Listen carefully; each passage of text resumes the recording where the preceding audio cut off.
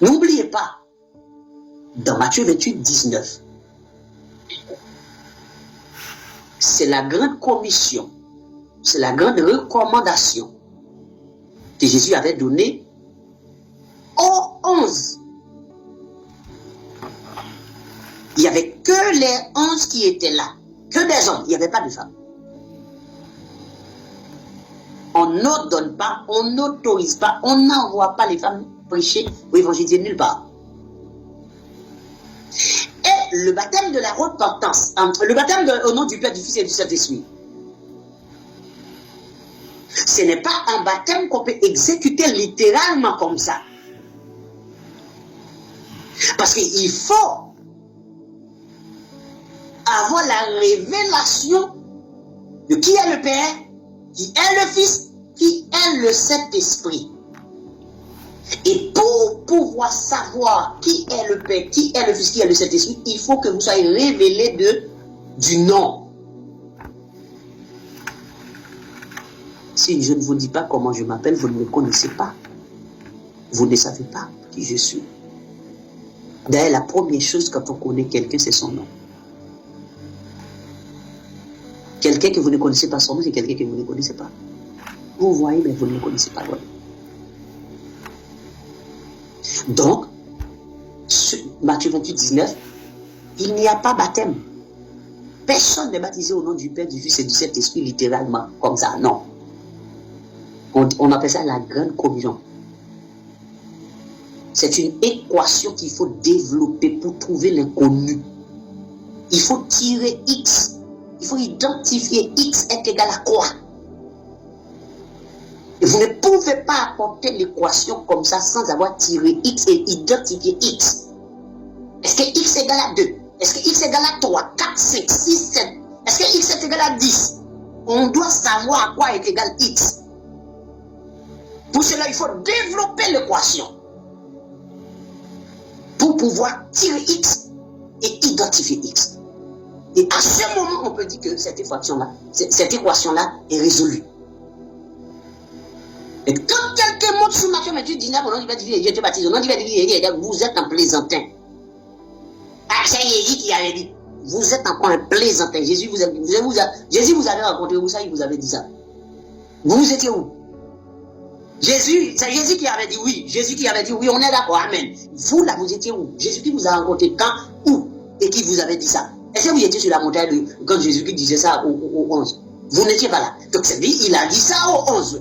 Allez-y voir les 11. Comment ils ont exécuté ça après la montagne, l'ascension de Jésus? Comment les 11 ont exécuté Matthieu 28, 19?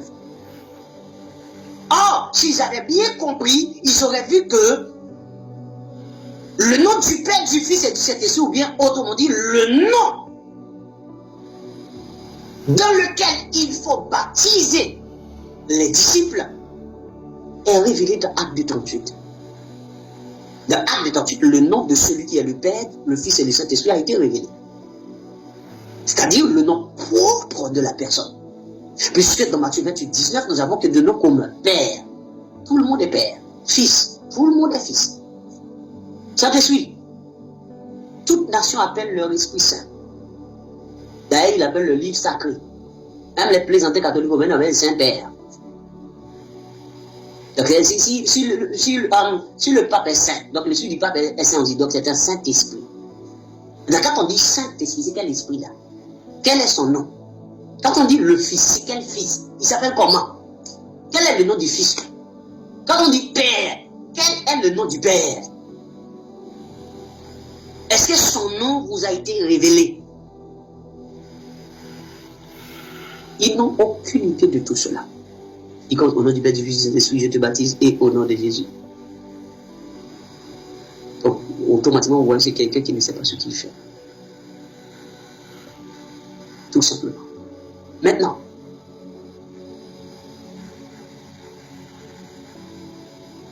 quand Pierre parle dans le verset 23, acte 2, disant aux Israélites, n'oubliez pas, il ne s'adresse pas ici là aux nations. Il s'adresse aux Israélites, hommes israélites. Vous avez livré Jésus. Vous l'avez crucifié par les mains des alliés. vous représentez les Israélites, les impies représentent les Romains. Ok? Dieu l'a ressuscité, verset 24, Dieu l'a ressuscité en le délivrant des liens de la mort. Parce qu'il n'était pas possible qu'il fût retenu par elle. Raison pour laquelle, quand on est entré dans le tombeau, là, il n'y avait pas le corps de Jésus là-bas. Pourquoi? Parce qu'il n'était pas un homme. Ok? Il était un homme. Visiblement, il n'était pas un homme spirituellement. Raison pour laquelle son corps n'a pas pourri. Raison pour laquelle l'apôtre David l'avait déjà dit.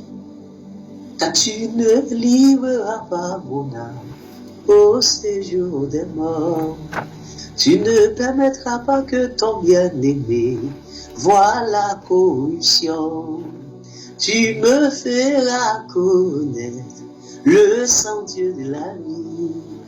Il y a d'abondante joie devant ta face, des délices éternelles à ta droite. C'est-à-dire, David déjà se mettait, non seulement dans le psaume 22, mais dans le psaume 16, il se mettait dans la peau de Jésus étant dans le tombeau, disant que Dieu ne permettra pas à ce qu'il pourrisse dans la terre. Raison pour laquelle le corps de Jésus était intact, malgré 3 jours passés. Pourquoi? Parce qu'il était Dieu. Pourtant Lazare avait pourri. Lazare sentait. Est-ce que Jésus sentait? Non, pas du tout. Pourquoi? Parce qu'il était Dieu lui-même. Son corps était encore semblable à celle du péché. Ce n'était pas le corps du péché. Le corps du péché peut pourrir. Mais un corps qui est semblable à celle du péché, qui n'est pas le corps du péché, ne peut pas pourrir. Impossible. Ce n'était pas n'importe quel corps. Quand David dit de lui, psaume 16, je voyais constamment le Seigneur devant moi, parce qu'il est à ma droite, afin que je ne sois point ébranlé. Quand il dit le Seigneur est à ma droite, vous comprenez ça comment? Donc, il dit il est debout à ton côté droit? Pas du tout.